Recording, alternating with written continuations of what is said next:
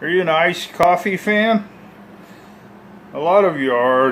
You go out and buy a $3 cup of coffee at your local drugstore or supermarket. It's either one of those Dunkin' Donuts bottles or a Starbucks bottle or some off-brand. You might have a caramel flavor, vanilla flavor, something like that. You really don't know what you're drinking, do you? Seems like it's creamy and it's coffee. Well, I tell you, I can make the same stuff, and I'll show you how. It's one of these, right? These are MaxwellHouse crystals. You can buy any kind you want. You can make it as strong as you want. If you like that espresso kick, you can put 2 or 3 spoonfuls in there.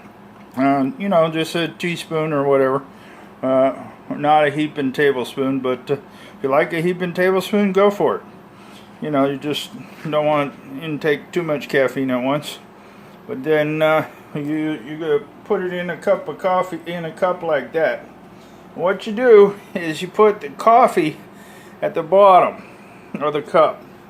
You're right down here, and you see, you just want to get right at the bottom. You just want a little bit of water, maybe an inch of water in the bottom, and a spoonful or 2 at the bottom. Then you stir it with a spoon, and then you put it in the microwave.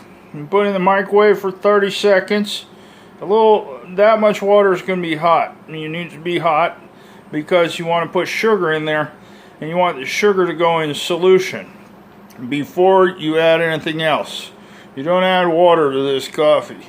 This is going to taste a lot like what you get out of the store.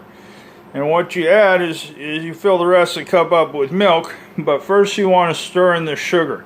It's called a superheated solution. When you heat something up, you can add more sugar. That's how they make sweet tea, right? You know, when you get tea and it's cold and you add sugar, it never gets sweet enough for some people.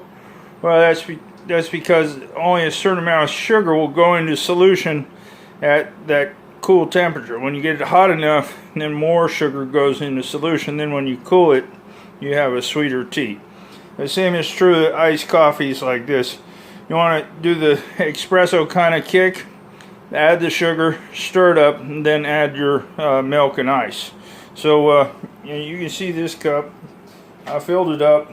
It was just a little bit of coffee at the bottom, a couple of spoonfuls, and an inch. This will save you a lot of money, because that MaxwellHouse was $3. That thing has, let's see how many servings it says. It's anyways, it's you can figure it out. It's 9 ounces, right? It doesn't say how many cups, does it? 15 more servings. It's at it doesn't quite, I don't see the servings count on there. It's an awful lot of servings, probably, in 9 ounces. I don't think a spoonful is 1 ounce, but some of you cooks would know. Anyways, that's kind of how you do it. And a lot of you don't like it hot. Well, you like that Dunkin' Donuts for $3, and some of you even buy it and bring it home, put it in your refrigerator. And I'll tell you, you can make this in literally 1 or 2 minutes. If you like the flavors, there's vanilla. That's a imitation vanilla, but you could get real bean vanilla and get fancy if you wanted to.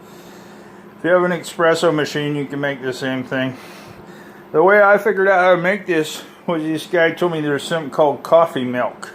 And I didn't know what the hell it was, but apparently they sell a product like that in New England.